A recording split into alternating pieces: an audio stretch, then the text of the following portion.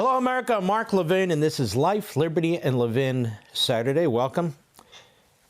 Are there times when you think the country's out of control, when you see what's going on the streets, when you see the attacks on ICE, the attacks on cops, when you see sort of these Islamists with IEDs throwing them at people, or you hear some of these imams, or when you hear what's going on in our colleges and universities, you see all these things and you wonder, what in the world is going on? It wasn't this way 5 years ago, 10 years ago, 20 years ago. Well, I wonder from time to time, and we have a president who's trying to do something about it, finally. We have other presidents who contributed to this. But let me take you into this subject a little bit here. In 1964, James Burnham, a philosopher, scholar, writer, one of the founders of National Review, he wrote a book called The Suicide of the West. The Suicide of the West.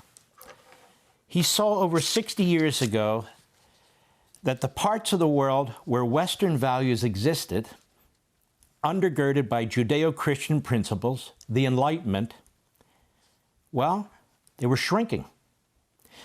And he pointed out that the West was in decline. And if it did not act to stem the decline, it would cease to exist in any meaningful way. You see what's going on in Europe and so many other countries. Burnham argued the West was strong enough to stop the decline and perhaps even reverse it, but that there was a lack of will to do anything about it. In fact, Burnham said, the problem is that the West and the United States had lost the will to defend themselves. And he blamed liberals, what we call today the left. He explained that the left in America and Europe had no intention of saving the West. They promoted the decline and fought any effort, small or large, to preserve Western values. And we see that today, everywhere. Burnham, again, writing in 1964, noted that this wasn't about the 1930s New Dealism, but that something else, even more pernicious, was taking place. He couldn't quite define it in a word or two, but it was devouring the West, he said. Burnham wrote that for the left, and I quote, all conceivable evidence will be explained away in order to defend the chosen doctrine. And ideological thinking cannot be refuted by logical analysis or empirical evidence. Sound familiar when you hear these members of Congress? When you hear these leftists on TV and so forth and so on? Why aren't facts working? Why isn't evidence working? Why isn't experience in history working? Because they have their ideology and they're not giving it up. So you can't penetrate it. In many ways, that is the crisis today. Actually, it's more dire today, I would argue. The left today is made up not mostly of New Deal liberals, but Marxist ideologues who promote the wholesale destruction of our economic, governmental, societal, and cultural systems. They are joined by anti-Western and fanatical recent immigrants, especially from certain majority Muslim nations, who seek to destroy and replace Western civilization and certainly have no intention of assimilating into it.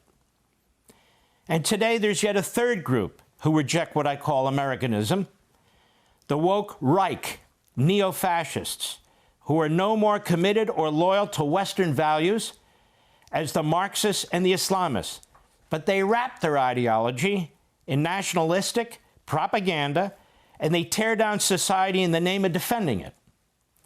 For all three groups, which I broadly defined, their ideologies determine what is truth, but the truth does not determine what is truth for them. The Marxists and Islamists have become powerful constituent groups within the Democrat Party. In fact, they are devouring the Democrat Party right before our eyes. Elected Democrats have become increasingly radicalized for a variety of reasons that don't really matter here, but the fact of this transition is undeniable. From open borders to hatred for the state of Israel and scores of other ways.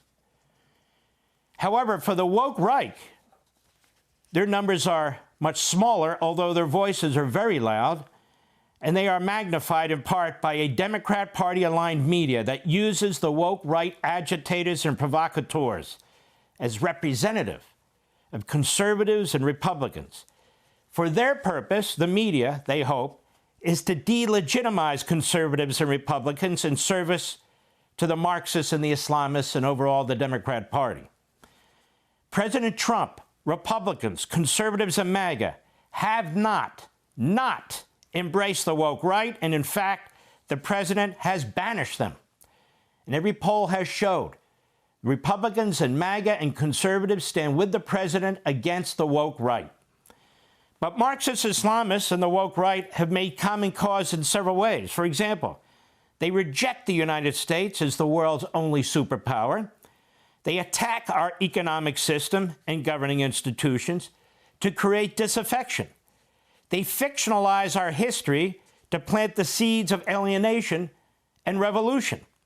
They paint our foreign policy as imperialistic and colonialistic, and any attempt to defend our interests and our allies as wrong, as a forever war. Clearly, the Democrat Party cannot be trusted to save our republic from these dark and destructive forces.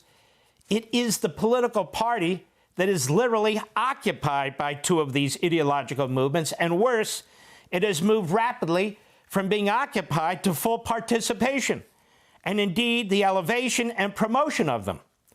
That is, the Democrat Party is the party of these anti-Western, anti-American alliances and crusades. And you can hear the Democrats when they parade in front of the Sunday shows and other shows. Do they sound like the pro-American? If so, what have they ever said that's pro-American? James Burnham argued that liberalism is the ideology of Western suicide. He wrote that, quote, the influence of liberalism on public opinion and governmental policy has become, by obscuring the realities, corrupting will, and confounding action, a major obstacle to arresting and reversing the decline. And he was absolutely correct, although today we find the word liberal to be kind of quaint, don't we? Liberalism certainly laid the groundwork for the decline we are experiencing, but these days it would be more accurate to describe them as I have earlier: Marxists, Islamists, woke, right. A multifaceted cancer on our body politic that seeks America's ruin. Burnham explains, for the liberal, as he says, quote, there's no enemy to the left. That's important. There's no enemy to the left. And so you literally have people promoting terrorism as podcasters that the Democrat Party embraces. You have organizations like CARE, a front group for Hamas, that has a seat at the table of the Democrat Party. You have a mayor, Mondami. You've got other mayors in Dearborn, Michigan, and Paterson, New Jersey, all Democrats. You've got Bernie Sanders, who trashes the West, who trashes our country, who trashes Israel, who promotes terror organizations, who went to a kibbutz, a Stalinist kibbutz, when he was a young man in Israel. All these forces are there. They're in play. And they have a following and a movement within the Democrat Party. So for the Marxist Islamists, there is no enemy to the left. No enemy to the left. And today, that includes these terror-advocating groups and podcasters, so-called influencers, professors and politicians, and others of that ilk.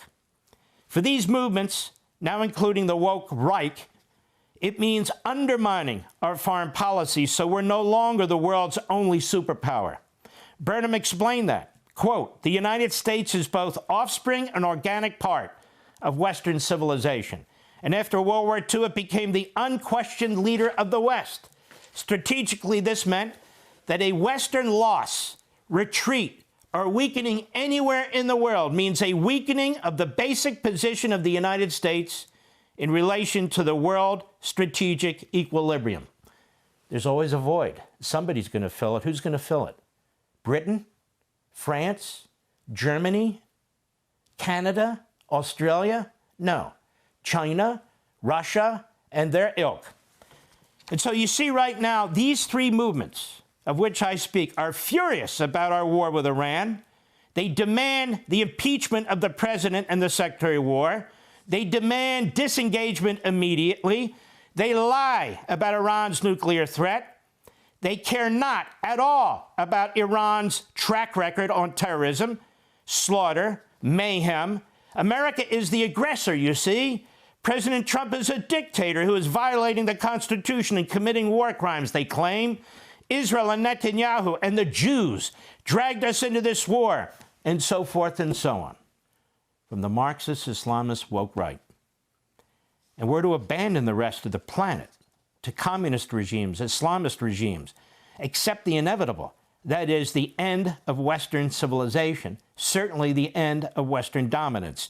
And we must reconcile ourselves to this dissolution, because we cannot reverse the process. You've got one of the podcasters out there saying we must share the world with China, that sort of thing. Of course, it's more accurate to say that we cannot reverse this with a Democrat Party in power. Power they desperately seek this November for the reasons I've already explained. Plus, they have made clear that their number one priority is the degrading of our economic, political, cultural, institutional, and security systems in support of socialism, authoritarianism, multiculturalism, and DEI, and surrender. In other words, the Democrat Party is not only incapable of defending and saving our civilization, it is actively helping disassemble it. Now, I understand that what I'm saying this evening will likely be unpopular with some, will undoubtedly be met with scorn on the left and the woke right. Who cares? And perhaps it will be dismissed as too pessimistic by some of my good friends who like to walk around and say how positive they are about things. Well, don't be Pollyannas, because what you see in the street is real. It's real. I see what I see, and I hear what I hear, and I am seeing and hearing things that are too loud and too bright to ignore or dismiss. And I truly believe that it is becoming increasingly difficult to reverse course. Very difficult. But, although the hour is late, I also believe that we can begin to turn this around. We're not Europe. We're America. Yes, we're different. We do things differently. And in President Trump, this is what I see and hear. In President Trump, this is what appeals to me, essentially, about President Trump. His love of country, Western civilization, and his refusal to surrender them. He never gives up.